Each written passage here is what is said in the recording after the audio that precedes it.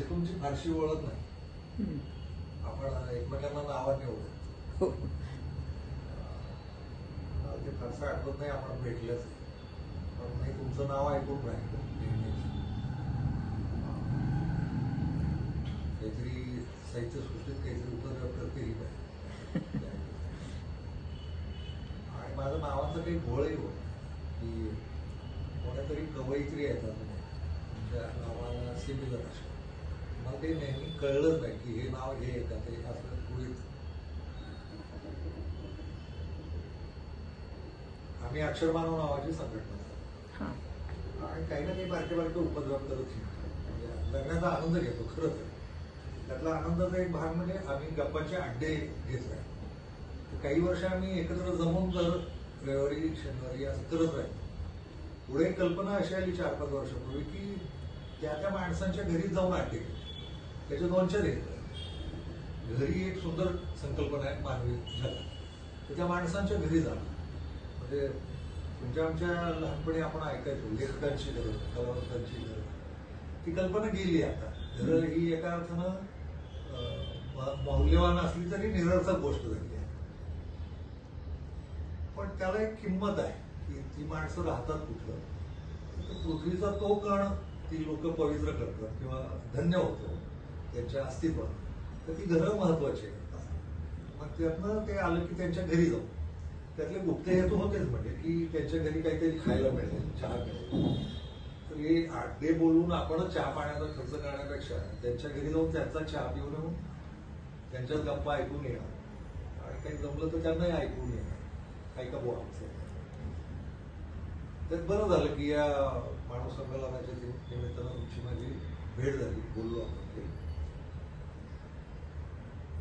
मला एकूणच सगळ्याच माणसांबद्दल उत्सुकता वाटते आणि सगळीच माणसं रोचक असतात असं मला वाटतं. ती माणसं स्वतःच्या आयुष्याला कदाचित कंटाळलेली पण असू शकतात, पण त्यांचा कंटाळा जाणून घेतला तरी त्यातही रोचकपणा आहे मानवी समाजाच्या दृष्टीनं असं मला वाटत राहतं. नेहमीच ती भूमिका आहे.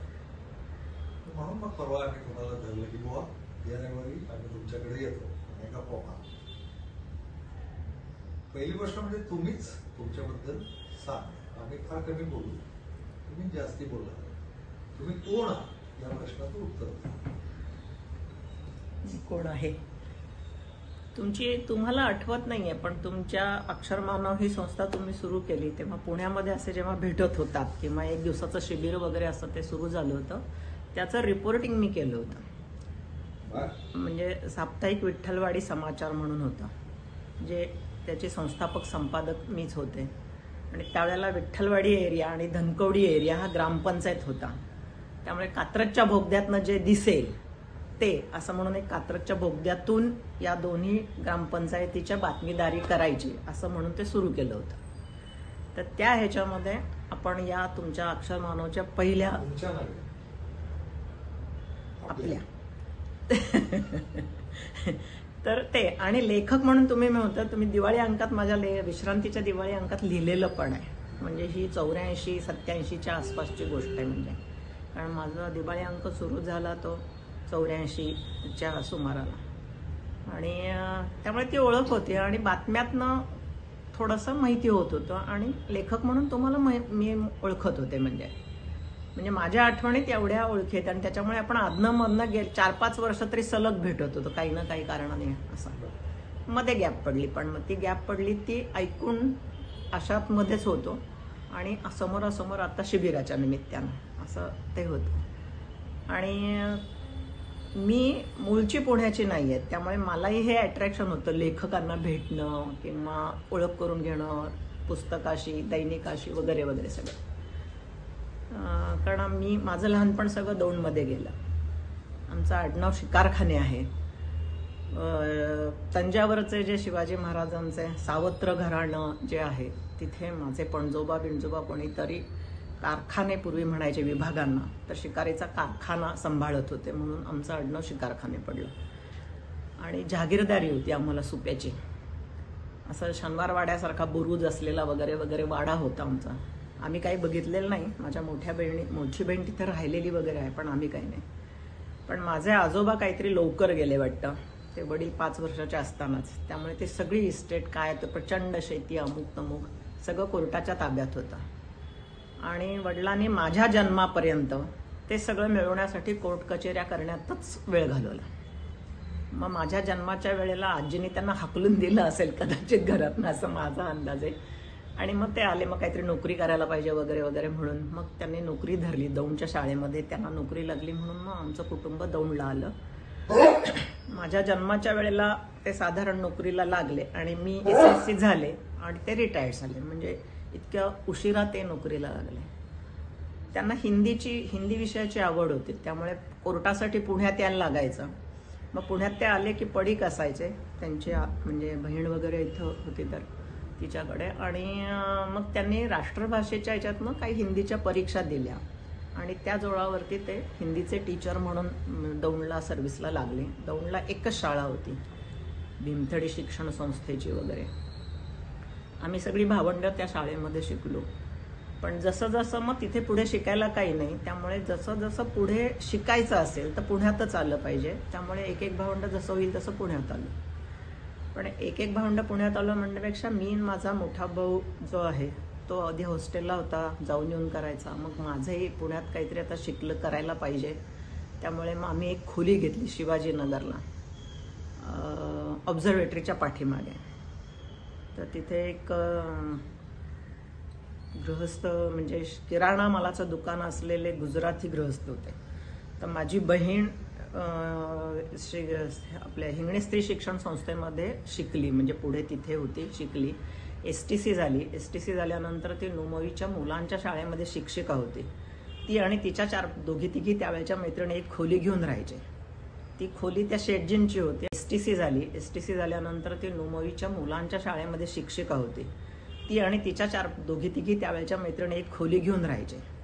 ती खोली त्या शेटजींची होती आणि त्यांचा बंगला त्या ऑब्झर्वेटरीच्या पाठीमागे होता. त्यामुळे त्यांनी त्यांच्या बंगल्यातली वरची जिन्यावरची खोली 6x6, आम्ही आमच्या घरातली 6 माणसं झोपलो तर खोली पॅक व्हायची. सगळेच लांबीला तेवढेच होते, सगळे उंच. तर तिथे आम्ही मी आणि माझा भाऊ राहायचो. त्याचं तो BScला होता, म्हणजे BSc करायला. तोचं काय BScचं शिक्षण पण पूर्ण झालं नाही, तोही नोकरी करतच शिकला, म्हणजे जे काय शिकला ते.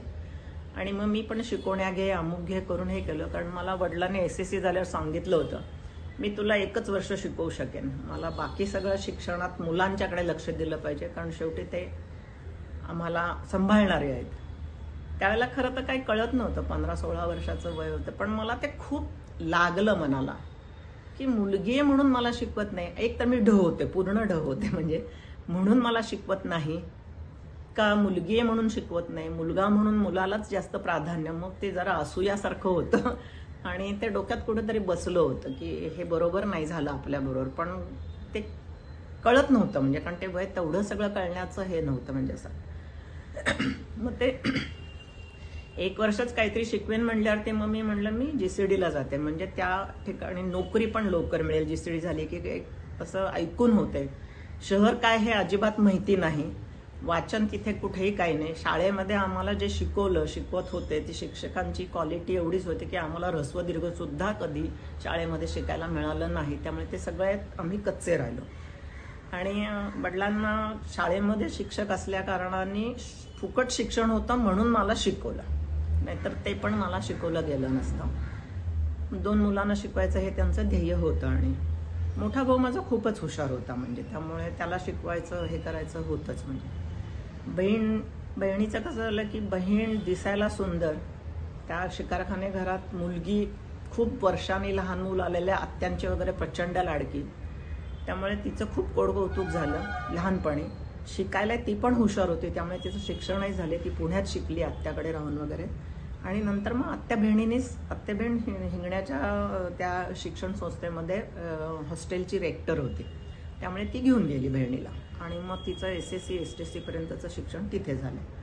मग तिला पुढे नोकरी लागली, म्हणजे वडिलांचा बराचसा संसार मोठ्या बहिणीने केला. पण आणि आम्ही आपलं नोकरी करून काय शिकता येईल तसं शिकायचं म्हणून ठरवलं, जिथपर्यंत शिकता येईल तेवढं शिकायचं असं. मग धाकट्या भावाचं पण पुढच्या माझ्या पाठोपाठ धाकटा भाऊ पण SSC झाला. मग आता तो पण आल्यानंतर राहायला जागा पाहिजे म्हणून आम्ही पुण्यात जागा शोधून पुढच्या धायरी वडगावला राहायला गेलो. तिथे उसाच्या शेतामध्ये आम्ही राहत होतो, म्हणजे झोपडी टाईपच, फक्त विटांची झोपडी असं म्हणून तिथे आम्ही राहत होतो. सायकलवरनं एवढे आम्ही ये जा करायचो, मिळेल ते काम करायचो. म्हणजे रस्त्याला बसून मी माझ्या धाकट्या भावाने सायकलची पंक्चर काढण्यापासून कामं केली. कारण आम्ही जेव्हा काहीतरी दिवसभर कमवू तर आमची आई आम्हाला संध्याकाळी करून खायला घालेल, असं त्यावेळेचं ते काळ होता आमचा सगळा. त्यामुळे जे पडेल ते मिळेल ते काम आम्ही करायचो. तोही तसंच, धाकटा भाऊही तसंच करत करत शिकला. मोठ्या भावाचं फक्त लक चांगलं होतं म्हणा किंवा हुशारीच्यामुळे म्हणा, भाभाच्या जेव्हा जाहिराती आल्या, BSc झालेला नव्हता पण तो भाभामध्ये सिलेक्ट झाला, त्यामुळे त्याला नोकरी लागली. तर तो नोकरी लागल्यामुळे घरामध्ये थोडंसं हुश झालं. पण त्याचा नोकरीला तरी मुंबईत राहणं आणि तो पगार हे काही सगळं गणित घर चालवण्यापुरतं नव्हतं म्हणजे. आणि इकडे जेव्हा धाकटाही शिकत होता, हे करत होता, वडीलही नोकरी करत होते, मेंदळे म्युझिकवाले, ते पेटीचं दुकान वगैरे, तिथे अकाउंट्स वगैरे लिहायला जायचे. असं त्यांचंही काही ना काहीतरी चालायचं. असं सगळं होत. मग आम्ही धायरीतनं अलीकडच्या कॅनॉलच्या वडगावला राहायला आलो, तिकडून अलीकडे, असं करत करत आम्ही हिंगण्यात वगैरे, आनंदनगर, हिंगणं, असं एक एक टप्पा, जसं पैशाची तरतूद असं करत पुढे आलो. आणि त्या ह्याच्यामध्ये म्हणजे इतके कष्टाचे ते दिवस होते की त्या वडगावला जेव्हा आम्ही राहत होतो तेव्हा आम्ही सायकलला घागरी बांधून कॅनॉलवरनं पाणी न्यायचो. कॅनॉलला धुणं धुवायला जाणं, पाटावरती धुणं धुवायला जाणं, आजूबाजूला फक्त ऊसाची शेती, त्याच्यात राहणं, संडासची पण सोय नाही, बाथरूमची सोय नाही, असं ते सगळं आमचं जगणं होतं. म्हणजे त्या ह्याच्यामधून मग बहिणीचं लग्न करून दिलं, म्हणजे त्याच साली, ज्या साली मी SSC झाले त्या साली. पण ते लग्न बहिणीने, वडील असं म्हणायचं की वडिलांनी लग्नाला खूप उशीर केला, म्हणजे वडील अतिरेकी स्वाभिमानी होते, त्यामुळे त्यांचं कुठेही पटलं नाही. शाळेमध्ये पण आम्हाला खूप त्रास दिला, कारण हे शिकारखाने मास्तर हेडमास्टरांना कधी नमस्कार करत नाहीत, म्हणून मग यांच्या पोरांना त्रास द्या. पासच करायचे नाहीत काही काही विषयात, की यांनी खाली बसावं. मी मोठ्या भावाने शाळेमधला त्रास हा खूप सहन केला त्यावेळेला. मग वडिलांचं एक ध्येय होतं की मुलगीने मला जावई इंजिनियरच पाहिजे, त्यामुळे त्यांनी खूप स्थळं नाकारली. दिसायला सुंदर पाहिजे आणि इंजिनियर पाहिजे, आणि ती तशी घरात बहीण लाडकी होती सगळ्यांचीच, त्यामुळे ते वडिलांचं म्हणणं, त्या स्थळं खूप बघितली. मग ते दौंडून यायचं, पुण्यात स्थळं बघायची, तो खर्च, जाण्याचं भाडं वगैरे सगळंच जमेना. मी जशी पुण्यात राहायला आले तसे वडिलांनी मला स्थळांचे पत्ते द्यायचे, मी स्थळांचे पत्ते शोधत शोधत सगळे शोधून काढायचं, पत्रिका नेऊन द्यायची बहिणीची, हे सगळे उद्योग करायचे. मग वडील एक रविवारी यायचे, पत्रिका जुळली असं म्हणलं तर मग तो हेलपाटा वडील मारायचे, आणि मग ते स्थळ बघणं वगैरे वगैरे व्हायचं. हे सगळं असल्या कारणाने पुण्यातला कानाकोपरा जो मला माहिती झाला तो या कारणाने माहिती झाला. आणि मग शेवटी हे जे आता बहिणीचं लग्न झालं ते असंच आम्हीच बघायला गेलो, माझे आत्ते बहीण मेवणे वगैरे सोबत होते तेव्हा वगैरे, आणि असं ठरलं. पण तिथे एक फक्त वडिलांच्या दृष्टीने जरा वाईट वाटतं, कारण त्यांना गोरा जावई जो पाहिजे होता तो काही मिळाला नाही. इंजिनियर मिळाला पण गोरा मिळाला नाही. पण तिने पण म्हणजे ते लग्न थाटात त्यांनी खूप करून दिलं, आणि खूप मोठा खर्च करून केला त्यांनी. मग ते सगळं कर्ज, मग ते आम्ही सगळं भावंडांना, म्हणजे तिन्ही भावंडांनी मिळून शेवटी ते फेडलं, नाही असं नाही, पण प्रत्येकाची मर्यादा होती. आणि मोठा भाऊ थोडा मुंबईत असल्या कारणाने त्याला घरातले हे सगळे काही माहिती नसायचे ना, की काय अडचणी आहेत घरामध्ये रोजच्या, तो त्याचा हे करायचा. मग थोडं मोठा खर्च करून केला त्याने. मग ते सगळं कर्ज, मग ते आम्ही सगळं भावंडांना, म्हणजे तिन्ही भावंडांनी मिळून शेवटी ते फेडलं, नाही असं नाही, पण प्रत्येकाची मर्यादा होती. आणि मोठा भाऊ थोडा मुंबईत असल्या कारणाने त्याला घरातले हे सगळे काही माहिती नसायचे ना, की काय अडचणी आहेत घरामध्ये रोजच्या, तो त्याचा हे करायचा. मग थोडं हळूहळू स्थावरत होतो. धाकट्या भावाला बँकेत नोकरी लागली, मग आणखीन स्थिर झालं. म्हणजे आधी तो ग्रॅज्युअली होता सारस्वत बँकेत, पुढे परीक्षा देत देत तो कॅनरा बँकेत फिक्स झाला वगैरे.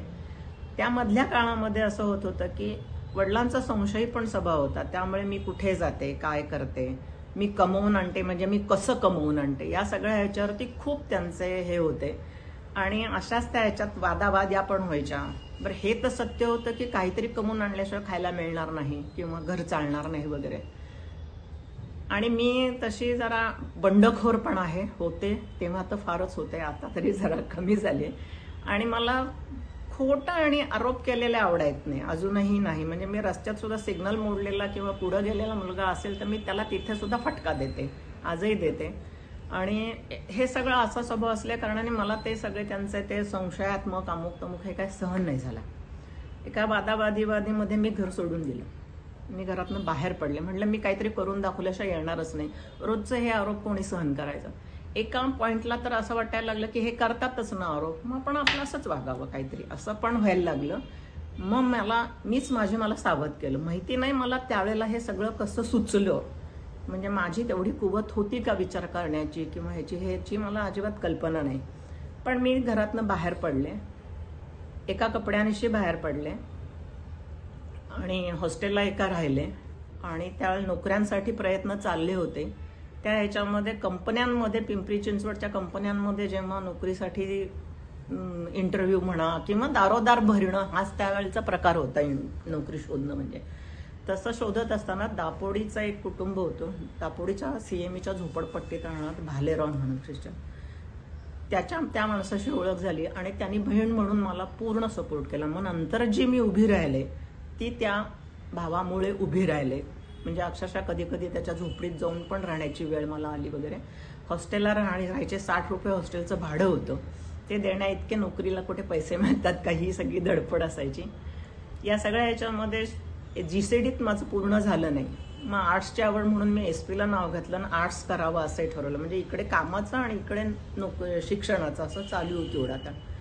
पण मग ते लक्षात आलं की नोकरी करताना मला कॉलेज अटेंड करता येत नाहीये आणि SP कॉलेजला मग तुमचं हे होत नाहीये, तास भरत नाहीये, अभ्यासाला वेळ मिळत नाही, राहायला तिकडे धायरीला वगैरे, रोजचं सायकलवरनं जाणं येणं वगैरे, भाड्याने सायकल घेतलेली होती त्यातनं.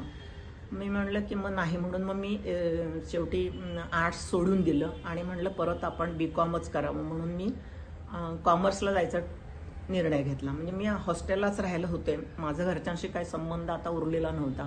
रस्त्यातनं आम्ही असे जायचो एकमेक, तर आम्ही एकमेकांना ओळख द्यायचो नाही, अशी परिस्थिती होती. आणि काही अनेक प्रसंग त्याच्यामध्ये वाईट चांगले सगळेच आले. सगळ्याला तोंड देत ध्येय एकच होतं की मी शिकवून दाखवणार, पायावर उभी राहणार आणि मग तुमच्या घरात येणार असं. त्यामुळे मग शिकायचं तर मग ते जमेना, म्हणून मग म्हटलं BCom करूया.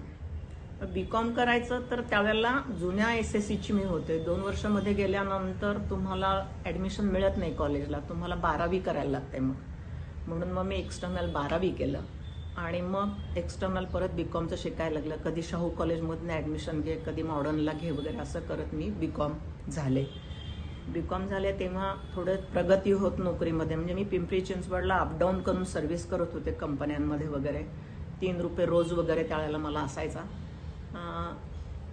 त्या जो भाऊ होता माझा भालेराव, त्याचा एक मित्र होता, मॉमेडियन होता, शेख म्हणून. त्यांची कन्स्ट्रक्शन कंपनी होती. मग त्यांचे अकाउंटली असं सपोर्टेड आणखीन काय काय करत करत मी पुढे आले. त्याच्यामध्ये शिक्षणात फार मला गती नव्हती आणि मला तशी शिक्षणाची खूप आवड अशी म्हणून नाही, पण एक ते लहानपणापासून बिंबवलेलं गेलेलं असताना शिकलं पाहिजे, शिक्षकाची मुलगी आहे, शिक्षकाचं घर आहे. आणि इथे चॅलेंज घेऊन बाहेर पडलेली माझ्याशीच, मी काय बोलून दाखवलेलं नव्हतं.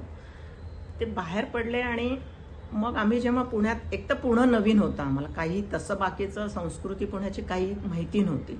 पुण्याच्या सगळ्या शहरी वातावरणाशी जमवून घेणं हा एक टास्क वेगळाच होता. आणि नोकरी करताना त्या कंपन्यांमध्ये केल्यानंतर मी पुण्यात शहराशी ओळख होण्याच्या ऐवजी मी एकदम कंपनी कामगार वगैरे या ह्याच्यात गेले. तिथेही थोडासा हा आमचा उद्योग चालायचा, कामगार चळवळीत भाग घेणं वगैरे वगैरे. त्यामुळे 9 महिन्याच्या नंतर कंपनी सोडायला पण लागल्या 2-3 की ही फार उद्योगी पोरगी आहे, ही नको आपल्या ह्याच्यामध्ये वगैरे. असे 2-3 कंपन्यांमध्ये हे झालं. मग नंतर मग त्यांनी मला, त्यांचे हे मित्र होते, ते म्हणले की तू अकाउंट्सचं तुला लिहिता येते, करता येतं, तुला 2 कामं आम्ही देतो, तू अकाउंट्स करून तुझं शिक्षण पूर्ण कर, तू या भानगडीत पडू नको, तो तुझा पिंड नाही. हे त्या दोघा मित्रांच्या लक्षात आलं. मी म्हणलं ठीक आहे, आणि शिकवण्या वगैरे काही असं जाऊन करता आलं तर करायचं. आणि आपलं एम्प्लॉयमेंट एक्सचेंजला नाव टाकलेलं होतं. त्या ह्याच्यातनं मला दैनिक राष्ट्रतेजला नोकरी लागली अकाउंटंट म्हणून. दैनिक राष्ट्रतेजला नोकरी म्हणजे निम्मा पगार गव्हर्नमेंट, निम्मा पगार जाधवराव, ते तुम्हाला माहितीच असतील. आणि ते करता करता मग कुठेतरी तेव्हा दैनिकाशी जवळून ओळख, कारण आम्हाला दौंडमध्ये तसं दैनिक बघायला पण फारसं मिळालेलं नव्हतं. मासिक वगैरे हा काही प्रकार नाही, पण घरात वाचनाची सगळ्यांना आवड होती. म्हणजे माझे मोठा भाऊ आणि आम्ही तर पुस्तकं लपवून ठेवून मारामाऱ्या वाचनावरनं पुस्तक मला वाचायचंय तुला वाचायचंय असं व्हायचं. पण चांगली अशी लायब्ररी होते. मला असं आठवते की SSC झाल्यानंतर काय करायचं रिझल्ट लागोस तर घरी होते, तर फक्त त्या लायब्ररीमध्ये झुंजार काळा पहाड वगैरे ही पुस्तकं मिळत होती. मी 101 वरती ती पुस्तक धनंजयची वाचली. पुण्यात आल्यानंतर वेगळं काही वाचायला मिळेल तर लायब्ररीला पैसे लागतात, त्यामुळे ते नव्हते, त्यामुळे तेही काही नाही. मग फुटपाथवरचे चाळायची पुस्तकं, त्याच्यात काही बघायला मिळालं तर बघा वगैरे असं. मग हॉस्टेलला राहिल्यानंतर पुस्तक विकत घ्यायचं असेल तर डब्याचे पैसे वाचवायचे मग, आणि मग पुस्तक विकत घ्यायचं, असेही उद्योग केले. मध्ये 1 वर्ष तिथनं SSCच्या GCDचं हे झाल्यानंतर मला मावस भाऊ माझा घेऊन गेला होता लोणावळ्याला, म्हणजे माझी नोकरी केली. मग इकडे हे करताना मग रस्त्याने ते दिवाळी अंक बघ, पुस्तकं बघ, हे बघ, तेव्हा असं उगाचच वाटायचं मनामध्ये यायचं की अरे दिवाळी अंकात आपल्याला लिहायला मिळेल तर किती होईल, पण आपल्याला लिहायला येत आहे हे तोवर मला माहिती नव्हतं. किरकोळ काहीतरी उगाच 4 ओळीचं लिहिलेलं असेल तेवढं असेल. एकच फक्त होतं की बहिणीसारखं लिहिता आलं पाहिजे. दीदी हा माझा आदर्श होती, माझी मोठी बहीण. ती मला गणिताला शिकवायला पण होती. ती शाळेमध्ये नाटकं वगैरे बसवायची. ती स्वतःही नाटकात 1-2 कामं केलेली शाळेच्याच ह्याच्यासाठी म्हणून. तर ते कीर्तन वगैरे लिहून तिने एकदा सायन्सच्या ह्याच्यावरचं एक कीर्तन लिहून ते सादर केलं होतं SSC सेंड ऑफला वगैरे तिच्या वर्गातल्या मुलींच्या. त्यामुळे कुठंतरी असं होतं की हिच्यासारखं आपल्याला लिहिता आलं पाहिजे, काहीतरी करता आलं पाहिजे, हे कुठंतरी उर्मी तिच्यामुळे आलेली होती. पण पुण्यात आल्यावरती असं काही हे होईल असं माहित नाही, कारण ऍक्सिडेंटलीच मी दैनिका बातमीदारी आणि ह्याच्यात पडले. कारण राष्ट्रतेजमध्ये कसं होतं, हा कॉलम रिकामा राहिला, काहीतरी लिहून द्यावं ताई, की आम्ही काहीतरी लिहून देणार, आम्ही आमची हौस भागायची म्हणून याची बातमीदारी कशाशी खातात माहिती नाही. पण असं तिथे अनेक बारीक छोटी मोठी पत्र यायची, सांगलीचं सागर अमुक तमुक अशी, तिथे लिहून बघावं म्हणून त्यांना काहीतरी लिहून पाठवायचे, ते छापून यायचं. आणि मला कळायचं नाही की हे छापून येतं म्हणजे आपण खरंच चांगलं लिहितोय का. असं जसं राष्ट्रतेजला लागतं की आता काहीच नाहीये, आता हा कॉलम कसा भरवायचा, काहीतरी लिहून द्या, मग कोणीतरी काहीतरी लिहायचं, मग कधीतरी आपण कोणी नसलं की लिहायचं, असा प्रकार आहे. ते काय कळत नव्हतं. म्हणजे आपल्यात क्वालिटी आहे का नाही लेखनाची हे त्याला कळलेलंच नव्हतं. मग त्याच्यानंतर मग तिथं नोकरी करत केली, ती झाली. मग त्या UGCचं हे संपले, एम्प्लॉयमेंट एक्सचेंजची मुदत. मग ते जाधवराव म्हणले की आता नाही तुम्ही, कारण त्यांच्याकडनं आलो तर म्हटलं आम्हाला काही नाही गरज. थोडंसं ते संपादन काय असतं, दैनिक काय असतं, छापलं कसं जातं, ही सगळी माहिती मात्र करून घेतली. कारण तो माझा स्वभाव होता.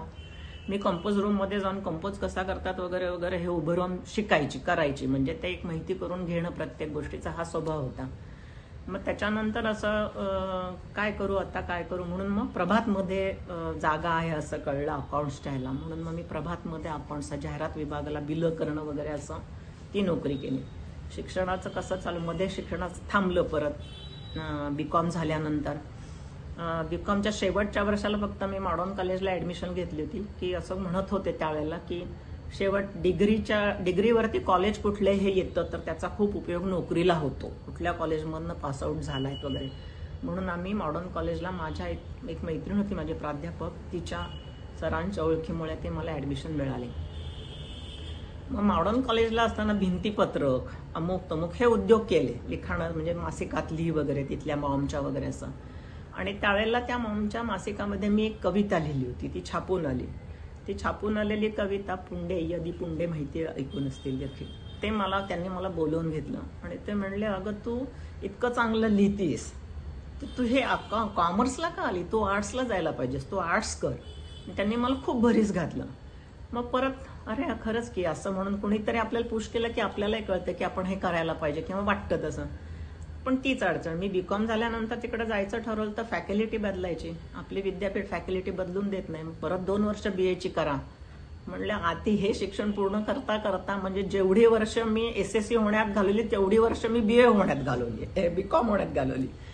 तर म्हणलं आता हे काय शक्य नाही आपल्याला, मी तो नाच सोडून दिला. पण त्या डोक्यात कुठेतरी असले तरी बोलणं व्हायचं. मग मला कोणीतरी म्हणलं की अगं SNDTला विचारून बघ, ते फॅकल्टीची त्यांच्याकडे भानगड नसते, तू ऍडमिशन MAला तिकडे घेऊ शकशील, तू BA वगैरे नको करत बसू. आणि ते झालं. मग ते संध्याकाळचं कॉलेज पण आहे बायकांसाठी सुरू केलेलं त्यांनी, बॅच आहे नुकतीच वगैरे, खोले सर होते तेव्हा. तर म्हणलं ठीक आहे आपण तिकडे ॲडमिशन घेऊ. त्यावेळेला सांगवीमध्ये मी खोली घेऊन राहत होते. विमाननगरच नगर रोडला सर्व नोकरीला जात होते. महेंद्र अँड महेंद्रचे जे साहेब होते ते माझ्या मिळलेले भालेरावच्या भावाचे हे होते साहेब, कारण तो महेंद्र अँड महेंद्रला होता. तर त्यांचा बंगला होता आणि ते स्वतः घरामध्ये छोटीशी फॅक्टरी टाईप कंपोनंट्स वगैरे बनवण्याचा हे करायचा. आणि भावाच्या मध्यस्थीने मला त्यांच्याकडे पण नोकरी लागली होती. मी सायकलवरती तो प्रवास करत सांगली ते विमाननगर असं जायचे. उलटी संध्याकाळी 6 वाजता कॉलेजला यायची. आणि मला MA व्हायला पण 4 वर्ष लागली, कारण त्यांचे जे काय हे असतात ट्युटोरियल टाईप असतात ते संध्याकाळनंतर वगैरे नसायचे, ते आधी असायचे. मला त्याला हजर राहता यायचं नाही आणि ते कन्सिडर खोले सर करायचे आहेत. त्यामुळे खोले सरांनी मला 2दा त्यात नापास केलं, म्हणजे दिलाच नाही पेपर, मग नापास तुम्ही, म्हणून मला MA करायला पण 3 वर्ष लागली. MA झालं शेवटी माझं. आणि त्या मधल्या पिरियडमध्ये जेव्हा मी राष्ट्रतेजमध्ये सर्व्हिसला होते त्यावेळेला विनोद कुलकर्णी नावाचे त्यांचे तिथे काम करणारे ग्रस्त, म्हणजे तुम्ही त्यांना ओळखता, माहीत नाही आठवणीत आहेत की नाही त्यांचे, तर ते सगळं आहेत की नाही त्यांचे, तर ते सगळं कंपोजचं कॉन्ट्रॅक्ट त्यांच्याकडे असायचं दैनिकाचं. आणि उद्योगी माणूस होता. राजकारी पुढारी लोकांची ओळख ठेवणं, त्यांच्याशी बोलणं, राजकारणातली समज असणं असा तो ग्रस्त होता. मग माझ्याकडचं लेखनाचं हे बघून त्यांनाच आयडिया सुचली. ते म्हणले की तुम्ही आणि मी मिळून एक मासिक सुरू करूया. त्यांचा उद्देश जाहिरातीतनं पैसे कमवणं हाच होता. त्यांना साहित्याच्यातलं उकाढोकळत नव्हतं, पण मला आवड होती. तर म्हणलं की काय हरकत नाही आहे. आणि त्याच्या आधीचा एक प्रसंग सांगायचा राहिला की असं ते दिवाळी अंक सगळे जेव्हा रस्त्याने बघत होते वगैरे, आणि तिथले गल्लीतले 2 चांगले अभ्यास होण्याचे जे होते ते मित्र झालेले होते. त्यातला एक वाडियाला प्राध्यापक झाला पुढे, एक रेल्वेमध्ये सर्व्हिसला, असे 2 मित्र होते. त्या गल्लीत राहणार होते, मी जिथं हॉस्टेलला राहते तिथे. त्यांची ओळख झाली, दोस्ती झाली होती. आणि मग त्यांच्याकडनं हे दिवाळी अंकाची माहिती, पुस्तकं, अमुक तमुक, लेखक वगैरे हे ते खूप गप्पा मारायचे. त्याच्यातनं मला ते कळलं आणि म्हणून मी त्यांच्याबरोबर ती चिकटून राहिल्यासारखी त्या दोघांच्या बरोबर असायची. आणि काय नाही, माझ्या डोक्यात एकदा आलं की काय नाही, आपण कादंबरी लिहायची, आपल्याला पण गोष्टी करता येतात. म्हणून मी एक कादंबरी लिहून काढली. त्यावेळेला मग थोडंसं घरी जाणं माझं होतं, कारण धाकट्या मोठ्या भावाचं लग्न ठरत होतं. मग लग्न जर करायचं आहे तर मुलगी घरात पाहिजे, म्हणून थोडंसं घरच्यांनी माझ्याबरोबर जुळवून घेतलं होतं. म्हणजे मी लग्नापुरती घरामध्ये होते. तर तेव्हा मी असं ते घरात लिहित बसलेले असायचं. मला धाकटा भाऊ म्हणायचा की काय नाही, हिला किती शब्द माहितीत मराठीतले, हे ती लिहून काढते, अशी चेष्टा ते माझ्या लेखनाची व्हायची. पण ते सगळं लिहिल्यानंतर कादंबरी म्हणून ते सगळं त्या मित्रांनी मला वाचून ती ठाकठीक करून दिली. तो साहित्यातला म्हणजे चांगला जाणकार होता म्हणजे असा. आणि मग कसं वाचायचं असतं, वाचनाची कशी पद्धत असावी, काय काय वाचावं, हे सगळं मला तेव्हा मग हळूहळू कळायला लागलं. ते आणि मी कॉलेजमध्ये असताना MA वगैरे केलं तरी डिग्री मिळवायची, ह्याच्या पलीकडे MAत मला काही माझं साहित्यिक हे वाढवायचंय का, तर हे अजिबात नाही. MAची डिग्री मिळवून दाखवायची एवढंच फक्त ध्येय होतं. मग त्यांनी त्याच्यामुळे ते सगळं जास्त कळायला लागलं. आणि मग ती कादंबरी निहारच्या ह्याच्यामध्ये छापून आली दिवाळी अंकात. कशी आली, त्या बाईंच्यापर्यंत मी कशी पोचले वगैरे मला आत्ता ते आठवत नाहीये, पण कुलकर्णी मॅडम त्यांच्यापर्यंत मी पोचले. त्यांनी ती दिवाळी अंकात छापली पण आणि त्याचं पुस्तक पण केलं. त्यामुळे थोडंसं मग कॉन्फिडन्स आला आणि नाही, आपण ह्यातच काहीतरी करू शकतो, हे नक्की झालं असं माझ्या डोक्यात आलं. आणि त्याच्यानंतर यांनी हे विचारलं की आपण दिवाळी अंक करू, तुम्ही संपादकीय सगळं बघा, टेक्निकली सगळं मी बघतो. म्हणलं ठीक आहे, काहीतरी नवीन करून बघायला मला नेहमी आवडायचं. म्हणजे मी राष्ट्रतेजमध्ये असताना प्लेट करायच्या, त्या चिटकायला लागायच्या, प्लेट बनवायचो आम्ही. हे सगळी कामं मी राष्ट्रतेजमध्ये असताना शिकून घेतली होती. म्हणजे प्रिंटिंगची सगळी बाजू मला जमायला लागली होती. मग ते आम्ही विश्रांती नावाने मग तो दिवाळी अंक 84ला सुरू केला. त्यावेळेला संपादक, मालक आणि हे सगळं त्यांच्या मिसेस होत्या, कारण आम्हा दोघांना नोकरी असल्यामुळे ते नाव लावणं आम्हाला शक्य नव्हतं. मी कार्यकारी संपादक म्हणून, ते जाहिरात मॅनेजर, बाकी सगळं असं. आणि मग जाहिराती मिळवण्यासाठी मी त्यांच्याबरोबर फिरायला लागले, म्हणजे माहिती करून घेण्याकरता. आणि त्यामुळे हळूहळू मला ते जाहिरातीचं टेक्निक काय असतं, कशा मिळवायच्या, कुणाला भेटायचं, हे सगळं त्याच्यामुळे कळायला लागलं. आणि त्याच मध्ये पिरियडमध्ये सांगलीला केसरीची आवृत्ती सुरू होणार होती. त्या जाहिरातीत मी अर्ज केला होता संपादन विभागाला. मी सिलेक्ट झाले आणि सिलेक्ट झाल्यावरती पण अजून ते सुरू झालं नव्हतं. तोवर काय करणार ह्यांना कुठे, म्हणून असेच 1-2 जण होते. त्यांनी पुण्याच्या ऑफिसला टाकलं आम्हाला. पुण्याच्या ऑफिसला टाकल्यावरती करणार काय पण, म्हणून त्यांनी आपलं बिलं बनवायला बसवलं मला, की जाहिरात विभागाला बिलं बनवा. मग ते बिलं बनवा, प्रूफ रिडरच्या याला कॉपी धरा वगैरे. त्यामुळे प्रूफ रिडिंग हा प्रकार तिथे मग शिकायला मिळाला मला. आणि त्यावेळेला ॲडव्हर्टायझिंग मॅनेजर देशमुख म्हणून होते, रमेश देशमुख. ते स्वभावाने आणि यांनी खूप चांगले होते आणि बरोबर सगळ्यांना घेऊन जाणारे असे असल्या कारणाने मग मला तुला शिकायचं आहे का निलिमा, बरं असं तसं म्हणून त्यांनी मला जाहिरातीच्या कॉन्फरन्स अमुक तमुक असं 1-2 घेऊन गेले. ते जग तुला माहिती व्हावं आणि बातमीदारी, बातम्या कर, ही बातमी लिहून दे, असं ते त्यांच्या हाताखाली असल्यासारखं मला वापरायला लागले, पण चांगल्या अर्थाने. आणि मला बातमीदारी खऱ्या अर्थाने कशी करायची ते त्याच्यात कळलं. मग त्यांनी मला गाडी चालवता येते का तुला, हो मग असं कर. त्यांनी मला गाडी केसरीची स्कूटर मिळवून दिली आणि सांगितलं की आता जाहिरातीला तू बाहेर फिरायचं, व्हिजिट्स करायच्या, मी तुला सांगतो कुठं कुणाला भेटायचं काय. त्यांचा अजून एक असिस्टंट होता, तोही मला शिकवायचा, प्रेस कॉन्फरन्सला कसं द्यायचं, कसं हे करायचं. त्यामुळे त्यावेळेला असं नंतर मी त्यात शिकले, मला ते जमायला लागलं. केसरीमध्ये मी वर्षभरच असेन, पण मी ते सगळं शिकून घेतलं, म्हणजे कॅप्चर केल्यासारखं ते सगळं शिकलं. आणि इकडे विश्रांती दिवाळी अंक आमचा चालू झालेला होता. त्यामुळे रात्रीच्या प्रेस कॉन्फरन्सला जायचं, मग त्या सगळ्या प्रेस कॉन्फरन्स दारू. त्यामुळे केसरीमध्ये दीपक नुकता बघायला लागलेला होता केसरीचं हे. त्यामुळे त्याचं म्हणलं की बाईने प्रेस कॉन्फरन्सला कसं जायचं रात्रीच्या वगैरे असं. त्यामुळे केसरीमध्ये दीपक नुकता बघायला लागलेला होता केसरीचं हे. त्यामुळे त्याचं म्हणलं की बाईने प्रेस कॉन्फरन्सला कसं जायचं रात्रीच्या वगैरे असं आमची खूप झकाझकी पण झाली. जयंतराव मध्ये पडले, गोखले संपादक होते. मी म्हणलं की त्यांनी मग मला असा त्रास द्यायला सुरुवात केलं की ह्याच्यातनं पैसे कट करा, त्याच्यातनं पगाराचे पैसे कट करा, अमुक झालं, ही इथेच दिसली वगैरे. मी एकदा दीपकवरती केस ठोकून दिली. म्हणलं मला भांडायचंच आहे त्याच्याशी, काय ते उगाच त्रास देतो. मग गोखल्याने खूप मध्यस्थी करून मला केस मागं घ्यायला लावली ते. पण त्याच्यामुळे एक झालं की सगळ्या त्या खाण्यापिण्याच्या प्रेस कॉन्फरन्सची ओळख झाली, मोठमोठ्या कंपन्यांच्या डायरेक्टर अमुक तमुक लोकांशी पण ओळख झाली, चांगल्या ह्याच्याशी ओळख झाली.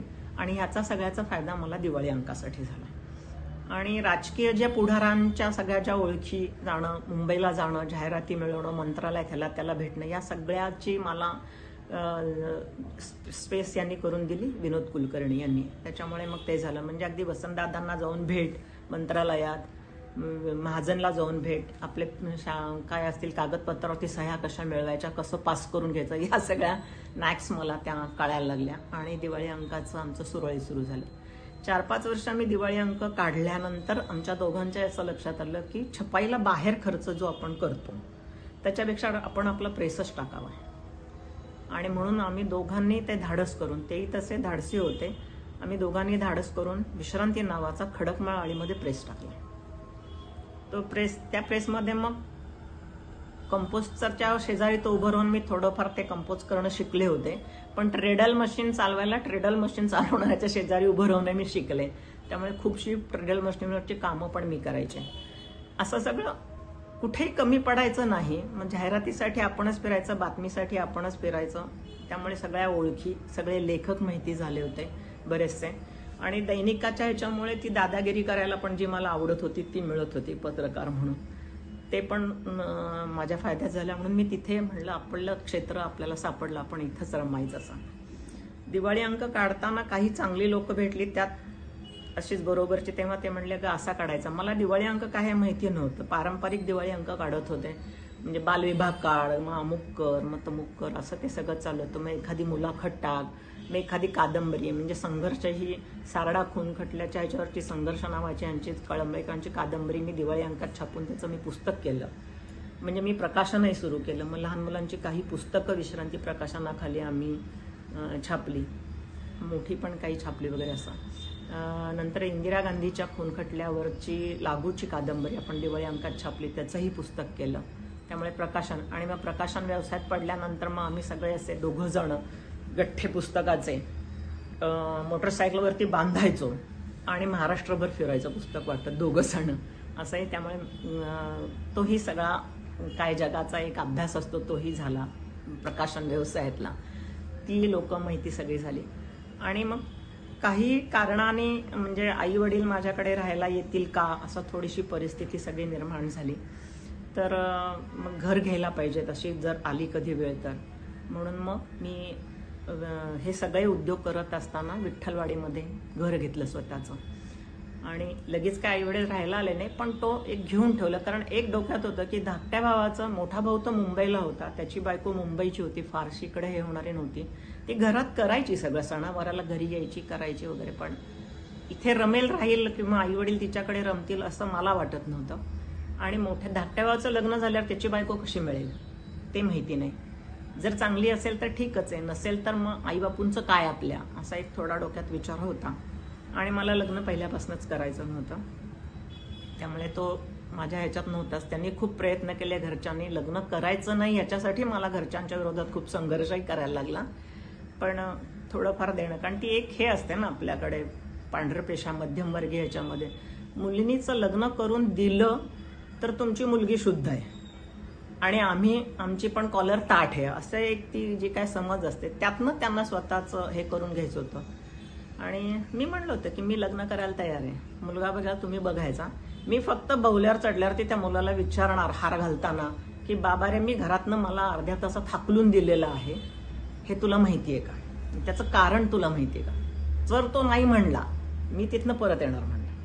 अशी माझी लग्न करायची अट होती. कारण मी भावाच्या लग्नाच्या वेळेस जेव्हा घरी गेले होते तेव्हा परत घरी आले, परत मला बाहेर त्याने अर्ध्या तासात परत काय ते म्हणजे मी जी काय लोकांशी बांधील आहे आता, मग तुझी ती ओळख त्या ख्रिश्चन माणसाशीच आहे, त्या मुसलमान माणसाशीच आहे, अमुक तमुक असं तसं, म्हणलं काय असेल ते असेल. आणि काय त्यात समोरचा माणूस आहे काहीतरी वेडवाकडं त्या आरोप केल्यानंतर बोलून जातो, तसं ते सगळं झालं. मी मला परत अर्ध्या तासात तू घरातनं बाहेर हो. ठीक आहे म्हणलं. आता मला बाहेर पडल्यानंतर कसं जगायची ह्याची सवय झाली होती, त्यामुळे मला ते जड नाही गेलं नंतरचं बाहेर पडणं. पण मग लग्नाच्या वेळेस त्यांना ते पाहिजे होतं तसं, ते काय नाही झालं. आणि त्यांच्या माहितीसाठी एक लग्न केलंय मी, 3 महिनेच फक्त ते लग्न टिकलं. मी त्यातनं बाहेर पडले, कारण त्या मुलाचं पण असंच होतं की लग्न त्यांनीच ठरवलं होतं, घर बघून वगैरे आलेले होते, पत्रिका जुळत होती म्हणजे त्यांच्या हिशोबात. पण त्या मुलाकडच्या आई घरच्यांचं सुरू झालं, त्यांना असं वाटायला की मी केसरीत नोकरीला आहे, माझं मासिक आहे, म्हणजे माझ्याकडे खूप पैसा आहे. आणि तो एकटा मुलगा होता, 3 बहिणी होत्या, लग्न परिस्थिती त्यांची गरीब होती. आणि पैशाची मागणी सुरू झाली सारखी. मी म्हणलं माझ्याकडे पैसा बिसा काय नाही, माझ्याकडे जादूची कांडी पण नाहीये, त्यामुळे म्हणलं हे काही जमणार नाही. हां, एक आहे, मी लग्नाला या हो म्हणलं किंवा हे केलं तर माझा धाकटा भाऊ लग्न करत नाही म्हणून मी करते. तसं तुझ्या बहिणींचं लग्न व्हायचं आहे का, तिचं लग्न व्हायचं आहे तर तुला त्याच्यासाठी पण गरज आहे तर माझी मदत होईल म्हणलं. माझ्या भावाचं लग्न होऊ दे, तुझ्या बहिणीचं लग्न होऊ दे, आपण वेगळेच राहू आपण, पण ते करू, तू काही घाई करू नको. त्याला ते काही पटलं नाही, म्हणजे त्याच्या आईला पटलं नाही. सारखे म्हणजे 15,000च द्या, अमुकच द्या, तमुकच द्या, असे सगळे. मी म्हणलं ते काय जमणार नाही, म्हणलं मी ते काय देणार नाही, तुला सोडायचं असेल तर सोड म्हणलं, माझं काय हरकत नाही, माझी इतपत तयारी समजावून घ्यायची. आणि शेवटी तो 3 महिने पण राहिलो असो नसो, तो म्युच्युअलीच्या ह्याच्या डिवोर्स झाला. आणि आईवडिलांच्यावरती आरोप करायला लागल्यावरती मी त्याला म्हणजे कटापच केलं. म्हणजे म्हणलं ठीक आहे, म्हणलं आईवडिलांचं माझं भांडण आहे पण बाहेरच्याने त्यांना बोलायचं नाही, तेव्हा आम्ही एक आहोत, म्हणलं कानाखाली खाशील, अशा शब्दामध्ये त्याची माझी ती हे झाली. आणि मग तेही संपलं. मग मी वेगळीच होते, म्हणजे त्याच्यात घरात यायचा परत काही प्रश्नही नव्हता. माझं मी आपलं मासिक सुरू होतं, हे होतं, प्रेस सुरू होता, दैनिक, त्याच्यानंतर मग साप्ताहिक सुरू केलं आम्ही, साप्ताहिकाचं बस्तान बसलं. त्यावेळेलाही सगळंच बातम्या लिहिणं, आणणं, कॉलम भरणं सगळं, पण ते आपल्यासाठी होतं, आपल्या ह्याच्यासाठी होतं.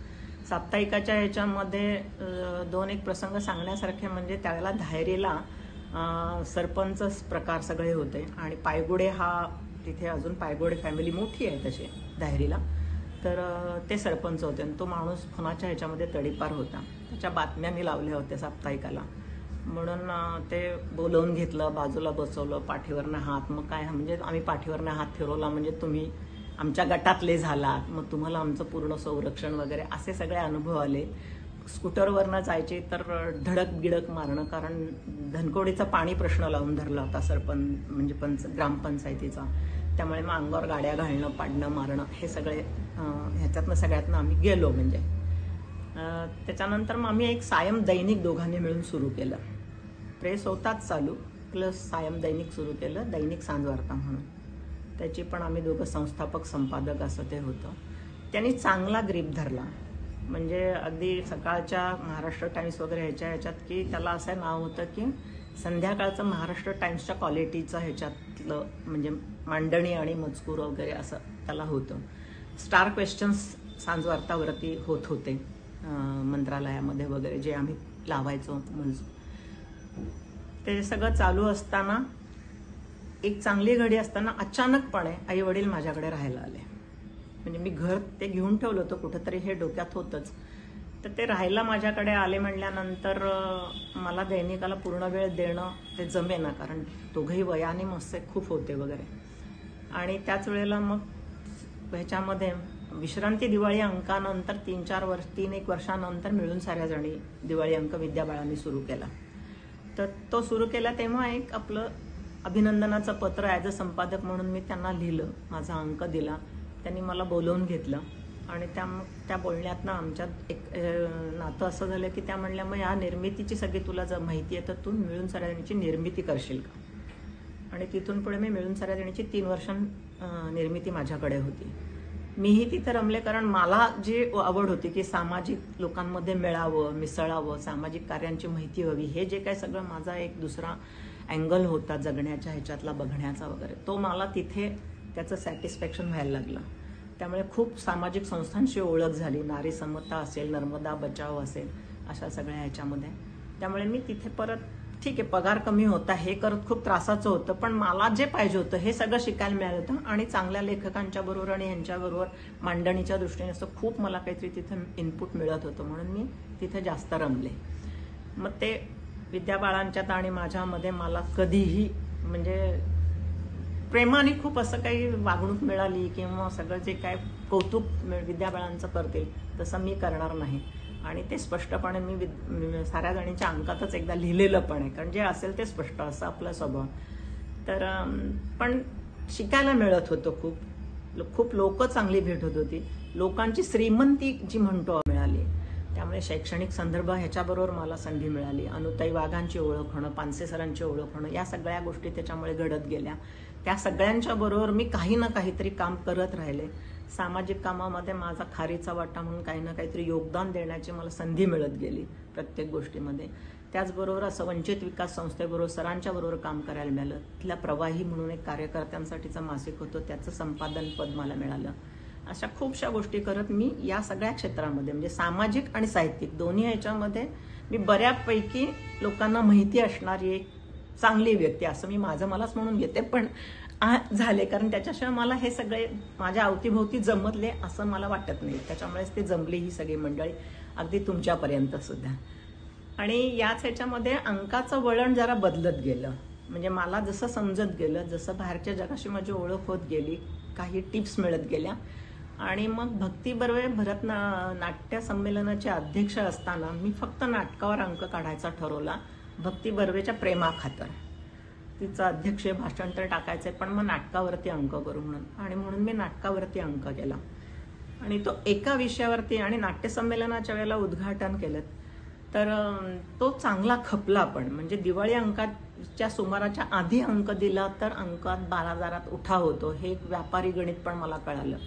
म्हणून मग मी असं एक ठरवलं की हा क्लिक होतोय विषय, एक विषय घेऊन अंक करणं. आणि म्हणून मग मी तेच ठरवलं आणि एक विषय घेऊन मग नाटकावरती केला, मग मध्यम वर्गाच्या मानसिकतेवरती केला, 21व्या शतकावर केला, भूतांच्या ह्याच्यावरती अंक केला. असे मी चाचपडतच हे सगळं मी करत होते, पण ते करत गेले. आणि मग एकदाच असं मी भांड्यांवरती असेच मैत्रिणीबरोबर गप्पा मारत असताना गुजराती कॉलेजमध्ये ती प्राध्यापक होती, तेव्हा ती गुजराती त्या कॉलेजमध्ये मी जायचे तिच्याबरोबर गप्पा. तेव्हा असं कळलं की महात्मा गांधींच्या स्वागतासाठी या गुजराती मंडळींनी भांड्याची आरास केली होती प्रवेशद्वार, आणि त्यातनं त्यांना म्हणजे त्यांचं स्वागत केलं होतं. त्याला म्हटलं भांड्यांनी, हे मस्त आयडिया असं डोक्यात आलं. म्हटलं म्हणजे भांड्यांचा हा एवढा उपयोग आहे की काय, नुसतं पाणी भरण्यापुरतं नाही, असं ते येऊन मग डोक्यात विचाराचं हे सुरू झालं. आणि मी भांड्यांवरती अंक करायचा ठरवला. मग भांड्यांवरती अंक करताना भांड्यांचे प्रकार, मग भांडी ज्या धातूपासून बनतात त्या धातूंची माहिती, त्या काष्टातोष्ट समाजाची माहिती, असं सगळं. म्हणजे मग मला तो आयाम कळलं की केवढा मोठा त्याचा व्यास आहे आणि ते करू शकतो आपण. म्हणून मी तो भांड्यावरचा अंक केला आणि त्याच सुमाराला माझ्या वडिलांनी हिंदीमध्ये तुकारामाची गाथा ट्रान्सलेट केली होती पूर्ण. त्यांना हिंदीची आवड होती. त्यांना मित्र असे फार काही त्यांचं बाहेरचं हे जग नव्हतं. ते म्हणले मला काहीतरी वेळ जायला साधन म्हणून त्यांनी स्वतः ठरवलं की मी ट्रान्सलेशन करेन अभंगांचं. आणि हे काम ते 15 वर्ष नेटाने करत होते. मध्ये खूप मोठा आजार झाला तरी त्यातनं ते बाहेर आले, परत केले. ते लिहायला म्हणून माझ्या घरी विठ्ठलवाडीच्या येऊन बसायचे आणि मग नंतर ते अचानक येऊन काय असेल ते आले राहायला माझ्याकडेच. तर मग मला असं वाटलं की त्यावेळेला माझ्या हातात दैनिकाची ताकद होती, सेटअप होता सगळा. तर मी असा विचार केला की तुकाराम नाही तरी एवी तेवी मराठीमुळे महाराष्ट्रातच अडकून पडला होता. आता हिंदीत येतो तो महाराष्ट्राच्या बाहेर जाईल तर आपण त्याचं पुस्तक करूया. मग ते सगळी छपाई ते सगळे उद्योग करायचं मी ठरवलं. आणि मी म्हणलं तसं दैनिकामुळे मंत्र्या-संत्र्यांची जरा ओळखी झालेल्या होत्या. मग रामकृष्ण मोरेला भेटल्या, त्यांनीही मला खूप सपोर्ट केला आणि आम्ही ती गाथा 2003 साली प्रकाशित केली. सदानंद मोरे, कारण रामकृष्ण मोऱ्यांची मिसेस त्या दिवशी नेमकी गेली त्यामुळे ते प्रकाशनाला येऊ शकले नाहीत. सदानंद मोऱ्यांनी त्याचं प्रकाशन केलं. त्यामुळे एका आणखीन वेगळ्या जगाची मला ओळख झाली आणि परत ते पण खूप असं छान वाटणारं होतं. त्याच्यासाठी करावा लागणारा खर्च सगळा मी केला. तो फिटलाही नंतर, कारण देणग्या पण मिळाल्या, पुणे विद्यापीठाने पण मदत केली वगैरे, असं ते सगळं झालं. त्याची खूप चर्चा झाली, वाहवा झाली आणि आजही तो मागणी असते त्या ग्रंथाला वगैरे. त्यामुळे मग ते हिंदीचं पण हे होतं. मग असं त्या भांड्याच्या ह्याचं अंकाचं प्रकाशन तो अष्टाकशा समाजाने करायचं ठरवलं. कुणाच्या हस्ते करायचं असं त्यांनी विचारल्यावर ते मी म्हणलं की एक तर माझे वडील आणि वंचित विकासचे चाफेकर सर यांच्या हस्ते करूया म्हणलं, कारण त्यावेळेला मी त्यांच्याबरोबर मासिकाचं काम करत होते. त्यांच्या हस्ते प्रकाशन झालं तेव्हा सर बोलताना असं बोलले की ही बाई इतकी विचित्र आहे की उद्या ही दगडावर पण अंक काढेल. आणि मला विषय मिळाला. मग मी दगडावरती अंक काढला. दगडावरचा अंक तर खूपच गाजला पण, आणि त्याला साहित्य परिषदेत पहिल्यांदा बक्षीस विश्रांती दिवाळी अंकाला मिळालं, ते साहित्य परिषदेचं मिळालं. मग लायन्स क्लबची वगैरे बरीच मिळत गेली, दरवर्षी मिळत गेली असं म्हणलं तरी चालेल. मग दगडावरचा अंक काढल्यानंतर रसिक बिसिक हे सगळे म्हणल्यावर खूप छान आहे, याची पुस्तिका करा तुम्ही, म्हणजे पुस्तक करा. पण पुस्तक करणं इतकं दिवाळी अंकातनं मॅटर मिळत नाही ना. त्याला तो छोटा तसा होता, खूप मोठा नाही, जाहिराती आणि ह्याचं त्याचं गाळली पानं. तर मग माझा मीच विचार केला की म्हणलं हे जर का असं करायचं असेल तर 3-4 अंकाचं मिळून एक पुस्तक होऊ शकेल. पण मग अंकाचं पुस्तक करायचं त्याला एक लिंक पाहिजे. म्हणून मग मी भांडी, दगड म्हणजे घराला लागणारी गोष्ट आहेत. मग मी लाकूड केला, त्याच्याशिवाय घर होऊ शकत नाही. कपडे केला, वस्त्राचा केला, त्याच्याशिवाय म्हणजे हे होत नाही. असे 4 विषय घेऊन मी ज्याच्यामुळे घर उभं राहील असे ते 4 विषय एकत्र करून त्याचं पुस्तक असं डोक्यात ठेवून ते केलं. पुस्तक पुढे झालं नाही, कारण ते अवघड झालं सगळं पुढे. पण मग त्यामुळे ते एक विषय करताना माझ्या हे लक्षात आलं की कापडावरती जरी अंक करायचा असेल तर त्याला किती, म्हणजे कापूसापासूनच्या शेतीपासूनच आपण त्याच्यामध्ये आयाम घेऊ शकतो. आणि असं एक आलं की रेफरन्ससाठी हा विषय उपयोगी पडेल अशा पद्धतीची त्याची मांडणी मी करायला सुरुवात केली. त्या विषयातले तज्ज्ञच निवडायचे आणि त्यांच्याकडनंच लेख घ्यायचा. म्हणजे दिवाळी अंक करताना लोक विषय आधी ठरवतात, मग लेखक वगैरे असं करून मग लेआउट करतात. मी आधी लेआउट करायचे आणि मग त्यात हा लेखक पाहिजे, त्या लेआउटमध्ये हा विषय पाहिजे, असं करत मी ते अंक करायचे. त्यामुळे दरवर्षी माझी एक PhD असायची आणि ते अंक गाजायचे पण खूप. आजही त्या अंकांना मागणी आहे. अभ्यासाच्या संदर्भात जर का विचारणा झाली तर ते अंक लोक मागतात. तर असे करत मग म्हणलं आता घर तयार झालंय, घरात राहणाऱ्या माणसांचं काहीतरी केलं पाहिजे, म्हणून मग नात्याविषयी अंक केला. नात्याविषयी अंक केल्यानंतर 25 वर्ष सामायला झाले म्हणून मी सामाजिक भान आपलं ठेवायचं म्हणून एक समाजामध्ये काम करणाऱ्या सगळ्या संस्था, छोट्या मोठ्या नाही, ज्या बारक्या संस्था आहेत समाजासाठी काम करतात, मग ती सांगलीतल्या कुठल्या कोपऱ्यातली असेल, इकडे असेल, आई वडील, मग वयानुसार त्यांच्या मागण्या, आजारपणं, ह्या सगळ्यांनी मला घरात वेळ जास्त देणं, या सगळ्या गोष्टींमुळे मग मी दैनिकातनं माझं अंग हळूहळू काढून घेतलं. फक्त त्याच्यावर लक्ष केंद्रित केलं. ही कामं चालूच होती. मग मिळून सगळ्या जाण्याच्या वितरणासाठी मला त्यांनी परत 2 वर्ष जबाबदारी दिली. मग शैक्षणिक संदर्भाची माझ्याकडे 2 वर्ष जबाबदारी होती. मग आम्ही दोघी-तिघी जणी याच अशा मोठ्या मंगला सामंत वगैरे आम्ही असं सांगितलं की स्त्रीवृत्त म्हणून एक दैनिक सुरू करायचं, फक्त स्त्रियांसाठीचं. म्हणून आम्ही आधी साप्ताहिकाच्या स्वरूपात हे सुरू केलं. हे सगळे उद्योग करत असताना नाव कसं मिळवायचं, रजिस्ट्रेशन कसं करायचं या गोष्टी माहिती होत्या. त्यामुळे त्याचं रजिस्ट्रेशनही आम्हाला मिळालं, ते सुरू केलं. पण ते 2 वर्ष आम्ही साप्ताहिक स्वरूपात चालवलं, पण फंड पुढे उभे राहीनात. त्याआधी तिची मुलगी फॉरेनला होती, ती थोडे पैसे पाठवायचे, आम्ही जमा त्यातनं चालेल, पण ते नाही जमलं पुढे आर्थिक ह्याच्यामुळे, मग ते थांबलं. याच्यामध्ये आणखीन एक उद्योग मी केला की आम्ही हिंगण्यामध्ये राहत होतो विठ्ठलवाडीला. तर तिथे नयनतारा देसाई म्हणून लेखी होते, त्यांची मी बरीच पुस्तकं केली. त्या एरियामध्ये मी मुलांच्या शिकवण्या वगैरे घ्यायला पूर्वी जात असल्याकारणाने माहिती होतं. आनंदनगरची बस जी सुरू झाली पहिली, ती मी आणि तिथे कुलकर्णी आणि 2 जण ते मिळून आम्ही सुरू केलेली ती बस. म्हणजे असे उद्योग चालू होते. मग तेव्हा देसाई मला म्हणल्या की इथली मुलं जी आहेत शिकत नाहीयेत. उसावरतीच काम करणाऱ्या कामगारांची तिथं मुलं होती. छोटासा एक 2-4 कारखाने असलेला पण विठ्ठलवाडीला एरिया आहे, तिथली काही मुलं होती. पण ही मुलं शाळेत जात नाही, कारण बसची सोय नाही आणि पुण्यात जाऊन यांना शाळेत जायला घरचे पाठवायला एवढ्या लांबचा प्रवास, हे काही साधन नाही आहे. तर काय करूया, आपण शाळा काढूया. म्हणून आम्ही तिथं ज्ञानदा विद्या प्रसारणी म्हणून एक ट्रस्ट स्थापन केला. आनंदनगरमधल्याच काही बायका 4-5 जणी घेऊन तो ट्रस्ट केला आणि आम्ही शाळा काढायचं ठरवलं. शाळेची सगळी परवानगी अण्णा अमुक तमुक जोशी त्यावेळेला मुख्यमंत्री होते, त्यांच्याशी वशिला लावून, म्हणजे त्यांच्याबरोबर हे करून मी ते सगळं करून घेतलं. रजिस्ट्रेशन वगैरे, त्याची परवानगी, मग 4थी पर्यंतचं त्याचं हे वगैरे असं सगळं. आणि आम्ही तिथं ती शाळा चालवली. मी नंतर ते सोडलं. मग देसाई मॅडम हे नंतर गेल्या, पण मी सोडलं ते कारण आमचा त्या ट्रस्टमध्ये एक नियम होता. म्हणजे मी सेक्रेटरीपर्यंत पदावरती होते, पण ती या एरियात राहणारे जे असतील तेच ट्रस्टी असतील आणि तेच करतील. मग मी जेव्हा हे घर बदललं तेव्हा मी ट्रस्टीचा राजीनामा दिला. पण अजूनही शाळेशी त्या संबंधित आहे, कामं चालतात काही अशी. ते असा तो एक मधल्या काळात तो पण उद्योग झाला. विठ्ठलवाडी समाचार म्हणून त्या एरियापुरताच एक मी दैनिक चालवलं. म्हणजे एकाकडे ते टायटल होतं. आताचा जो जगताप म्हणून जो आहे आमदार, आता भाजपमध्ये गेल्यापूर्वी, तर प्रसन्न दादा जगताप, तो विद्यार्थी माझा शिकवणीच्या ह्याच्यातला. तर त्यांनी ते सुरू, म्हणजे होतं ते टायटल एकाकडे. तो म्हणला ताई तू हे चालव, खर्च सगळा मी बघतो असं. म्हणजे तिथल्या त्या एरियात ते पण चालवलं. नंतर कुठलं तरी ह्याच्यामध्ये स्वतःचं काहीतरी असावं असं जेव्हा वाटत होतं, तेव्हा आता मासिकाच्या व्यतिरिक्त आणखीन काही करता येणार नाही. पानसे सरांशी एकदा मग असंच बोलणं झालं, रमेश पानसे, आणि त्यावेळेला माझा शिक्षणावरचा अंक पण आलेला होता, शिक्षणाशी संबंधित अंक केलेला होता. तर मग रमेश पानसे म्हणाले की आपलं जे मासिक आहे अनुताईंचं, ते मासिकाचं सगळं तू बघ. आणि त्याचं ऑफिस दत्तवाडीच्या तिथं जवळ होतं, त्यामुळे तुला ते जवळ पण आहे, तिथं तू जाऊ शकशील असं, ती जबाबदारी तू घे वगैरे. त्याच्यात मी घर बदललं, मी ती जबाबदारी घेतली. पण ग्राममंगलच्या ऑफिसमध्ये मग ते गांधी भवनच्या तिकडं मात्र जावं लागायला लागलं. पण मग नंतर आईची तब्येत माझ्या थोडासा स्मृतीचा वगैरे तिला त्रास व्हायला लागला आणि बरोबर कोणी नाही, म्हणून मग मी ते थांबवलं. अर्थात ते पुढं ते मासिक बंदही पडलं म्हणजे. पण ते मध्ये 2 वर्ष मी त्याचं संपादकीय सांभाळलं.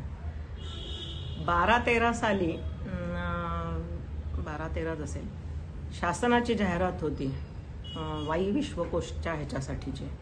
तिथे मी अर्ज केला होता. मंगला सामान्य मला भरीला घातलं, मी अंग तिथं केलं, माझं सिलेक्शन झालं. 19-20 या खंडाला मी तिथं कार्यकारी संपादक म्हणून मानव्य विभागाची मी तिथे वाईलाही काम केलं. मी आईला घेऊन तिकडं 2 वर्ष राहायला गेले होते. आणि मग नंतर पुढे ते सोडत नव्हते, पण मग मी 6 महिने जाऊन येऊन केलं. आई इथे होती सांभाळायला. आमची लातूरच्या आमच्या महिला सबलीकरण जे वंचित विकासचं होतं त्यातली एक बाई होती तिला ट्रेनिंग दिलं होतं. तिला म्हणजे आम्ही त्यावेळेला सरांनी आम्ही असं ठरवलं होतं की या ज्या बायका आहेत त्यांना शिवणाचे क्लासेस वगैरे परित्यक्त्या महिलांना 6 महिने ठेवून शिकवायचे, ते शिवण क्लास अमुक तमुक. त्यातल्या ज्या बायका आहेत त्यांना शिवणच्या ह्याच्यावरतीच चालेल असं काही होणार नाही, तर आपण त्यांना घरात कोणाच्या तरी राहून काम करता येते का हे बघूया. त्यामुळे पहिले 4-5 मुलींवरती तो प्रयोग आम्ही करायचा सर म्हणले. पण ते करत असताना सरांच्या विश्वासातली जी घरं असतील त्या घरीच त्या बायकांना ठेवायचं, त्यात आपल्या घरी एक ठेवायचं असं ठरवलं. म्हणून ती बाई माझ्याकडे मला हवीच होती, म्हणजे कारण मी नोकरी करत असताना आई वडील दोघांना बघणारी वगैरे.